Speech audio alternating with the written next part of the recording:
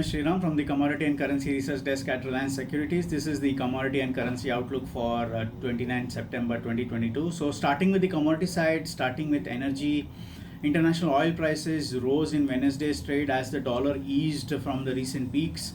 Data also showed that inventories fell by about 2,15,000 barrels from an expectation of a build of 4,43, and this also lent support in yesterday's trade. But U.S. consumption remained weak and is down by 3.1% after refining products supplied, which is the best proxy for demand, showed that U.S. consumption has definitely eased from a year back, and this capped the upside in the markets. Natural gas prices, on the other hand, continue to remain elevated and rose on Wednesday as forecasts rose for US gas demand over the next couple of weeks. Looking ahead, we see US natural gas and the Brent prices can remain range bound. Markets have started flat this Thursday morning, but upside can be capped as the dollar index recovered from yesterday's session lows.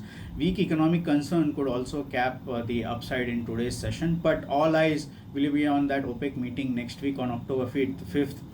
Most of the markets are expecting that the OPEC will cut output to support the market, which has fallen from recent highs. So that will be the key driver for the crude oil side of things. From the intraday perspective, crude oil can remain within a broad trading band of 6,400 on the lower side to 6,900, while gas prices can remain range bound ahead of that US inventory data due tonight, and the range for the gas prices domestically will be anywhere between 545 and 575.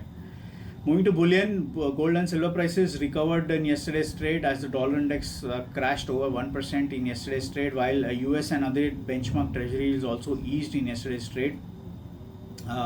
We saw that Bank of England announced that they're going to announce a purchase of bonds in the coming few days, and that pulled the US gilts lower and also weighed on the US Treasury yields and lent support to the gold and silver prices in yesterday's trade. Although upside was capped on prospects of sharp rate hikes by the US Federal Reserve and other central banks to curb inflation. Looking ahead, we see markets can remain range bound. Markets could look to cues from the data tonight. US GDP number and the jobless claims number are due tonight, but the main trigger will be tomorrow's PCE price index, which is the Fed favored inflation gauge, and that will be the key trigger for the gold and silver markets over the next few trading days. So range for the gold domestically will be anywhere between 49,500 to 50,500 over the next couple of days, while internationally we see a range of 1620 on the lower side to 1685-90 on the upside of things. On the base metals, copper and aluminium and other base metals recovered in yesterday's trade as the dollar tumbled over 1%, but worries over likely recession and weak metal demand cap upside.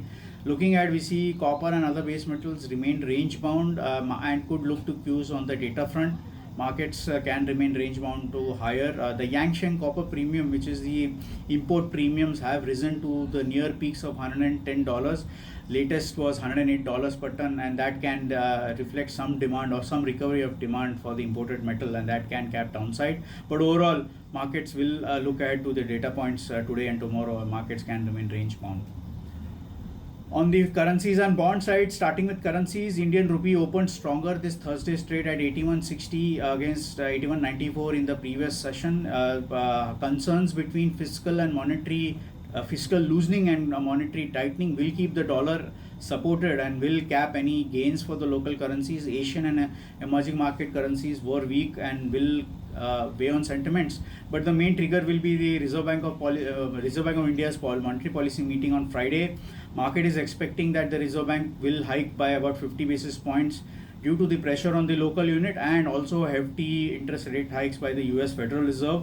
The gap between the US interest rates and the Indian interest rate difference is about 225. Traditionally, it's around 300 bps. So we expect a 50 basis point as well, and that will normalize the gap back to 300, close to 300 basis points, and possibly cap the FPI outflows from the local markets, which can support the currency. So overall, we see the main trigger for currency will be the RBI monetary policy meeting on Friday. On the bond side, Indian bond yields can move lower, tracking the US bond yields. US bond yields fell yesterday, while the UK gilts also fell after the Bank of England announcement on the purchase of government securities for the next 15 days, and that pulled the yields lower. but the main trigger will be again the Reserve Bank of monetary policy on Friday, and that will be, and till that time we see markets can remain range bound ahead of that. So that's it from our side. Thank you for listening. Have a pleasant day. Thank you.